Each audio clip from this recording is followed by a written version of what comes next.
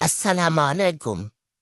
আমি প্রথমে একটা কড়াইতে আলুগুলি ঢেলে নিলাম। আলুগুলা লবণ দিয়ে সিদ্ধ করে আদা রান্না করে অল্প একটু লবণ দিলাম। তারপর মরিচের গুঁড়া, তারপর হলুদের গুঁড়া দিয়া এটারে সুন্দর করে পানি দিয়ে নাড়াচাড়া করব। এভাবে একটু দুনিয়ার গুঁড়াও দিচ্ছি।